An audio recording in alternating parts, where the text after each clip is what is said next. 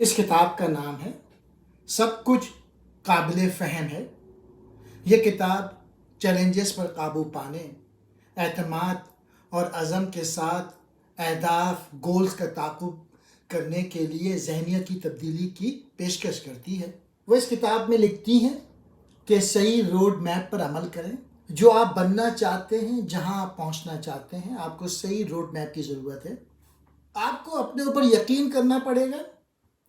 اپنے مطلوبہ نتائج کو حاصل کرنے کے لیے اپنے خیالات اور احساسات کو تشکیل دیں اور ان پہ قابو پائیں، اور بہانے بنانا ختم کریں۔ بہانے بنانا فطری ہے، لیکن اگر آپ واقعی چیزوں کو پتہ لگانے کے لیے پرعزم ہیں تو تمام بہانے ختم ہو جائیں گے۔ اس بارے میں ایماندار بنیں کہ کمزور بہانے آپ کو آگے بڑھنے سے روکتے ہیں۔ وہ لکھتی ہیں کہ اپنے خوابوں کی وضاحت کے لیے وقت نکالیں، اور اس کا بہترین طریقہ یہ ہے کہ مشغول ہوں، کارروائی کریں، سوچنا چھوڑ دیں اور کرنا شروع کریں، عمل کریں۔ اقبال نے بھی کہا ہے کہ عمل سے زندگی بنتی ہے، جنت بھی جہنم بھی۔ جب بھی آپ کچھ نیا کرنا چاہیں گے تو آپ پر تنقید ہوگی، آپ کے گھر والے آپ پہ تنقید کریں گے، یہ عام بات ہے۔ لوگوں کی باتوں کو نظر انداز کریں۔ یاد رکھیے کہ دنیا کو آپ کے تحفے کی ضرورت ہے۔ آپ منفرد ہیں، آپ کائنات میں پہلی بار آئے ہیں، لہٰذا جب آپ کے پاس کوئی خیال ہے تو اسے زندہ کریں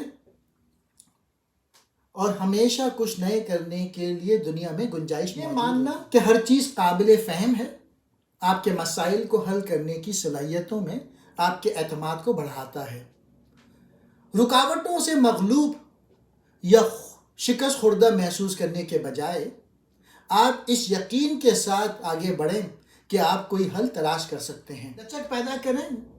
زندگی میں چیلنجز اور ناکامیاں ناگزیر ہیں، لیکن اگر آپ ناکامیوں کو ناقابل تسخیر رکاوٹوں کے بجائے عارضی رکاوٹوں کے طور پہ دیکھیں گے تو پھر آپ مشکلات کو حل کریں۔ خیال کو قبول کرنا کہ ہر چیز قابل فہم ہے آپ کو تخلیقی طور پہ سوچنے اور متبادل حل تلاش کرنے کی ترغیب دیتی ہے۔